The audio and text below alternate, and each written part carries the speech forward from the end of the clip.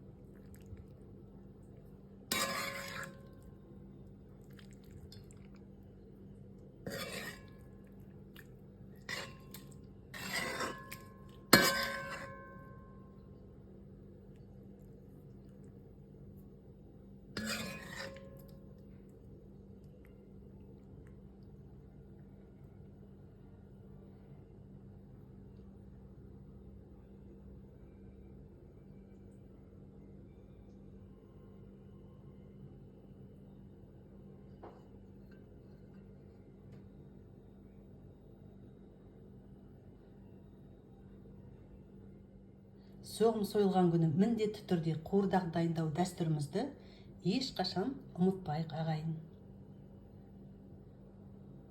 Асымыз дәмді болсын.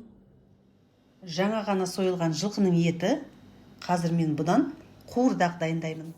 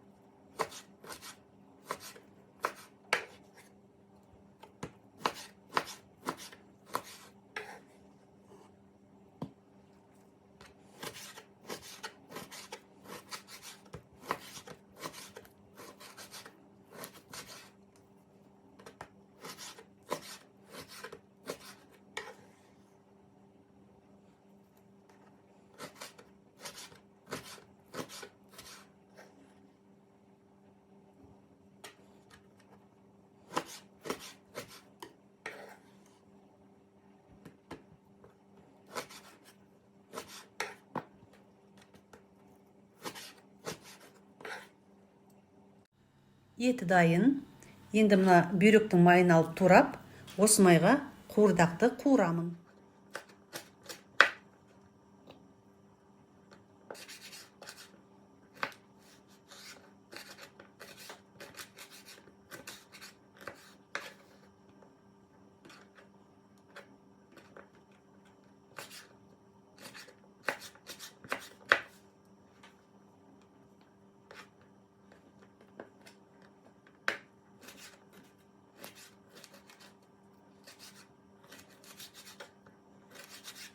Так, мінекей қазанымыз қызып, ішіндегі майы қуырылып жатыр.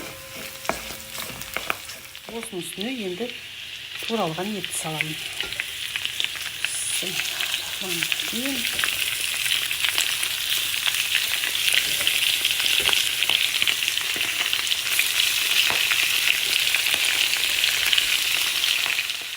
Ет пен май тамаша қуырылып жатыр.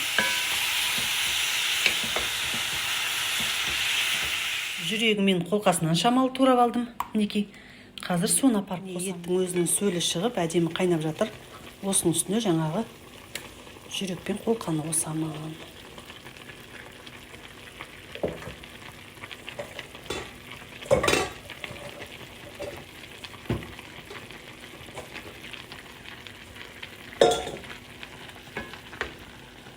Жақсылап араластырып алайын.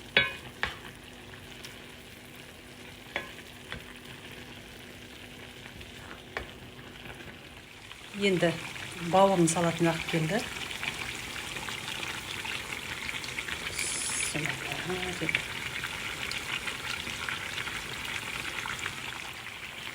Тұзын саламын. Бұрышын. Бұл жерде қара бұрыш.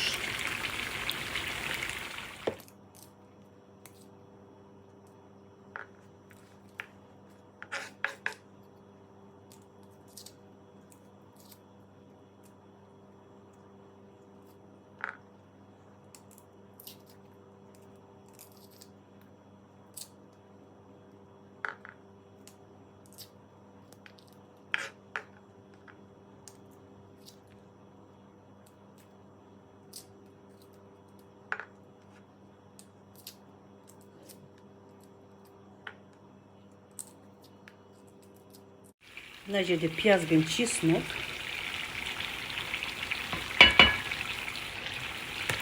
Вот, енді бәрін жақсылап араластырамын.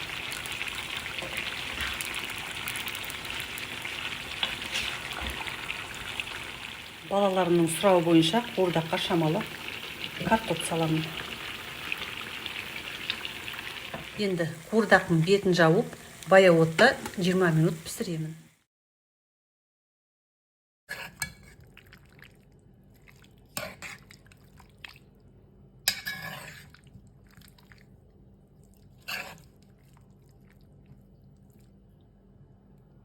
Қуырдақ дайын.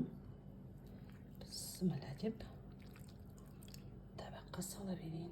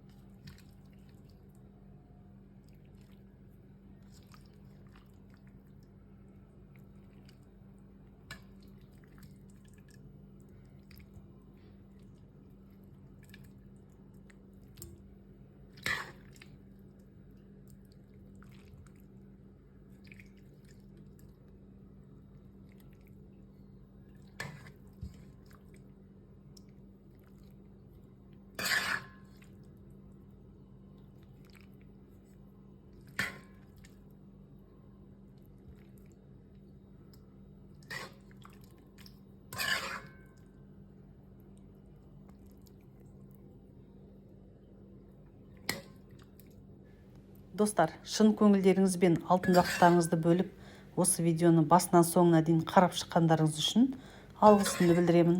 Алдағы уақытта да пайдалы, тартымды видеоларыммен бөлісетін боламын. Сондықтан қалыс қалып қоймаңыздар. Ол үшін каналыма тіркеліп, қоңыраушаны басып қойыңыздар. Және бір өтініш, егерде видео ұнап жатса лайк, ұнамаса дизлайк баса салыңыздар. Сөйтіп, менің каналымның өсіп өркендеуіне ат салысып отырыңыздар. Ал енді мен сіздермен қоштасамын. Осы каналда келесі кездескенше аман, сау болыңыздар.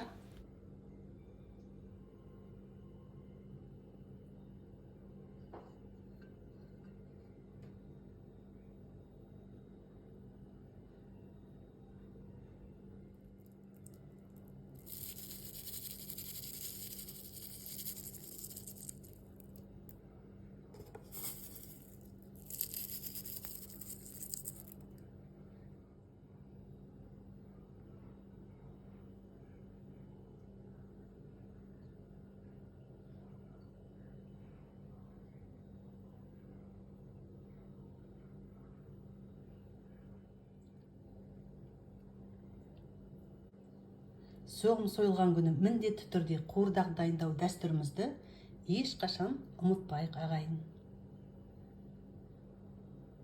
Асымыз дәмді болсын.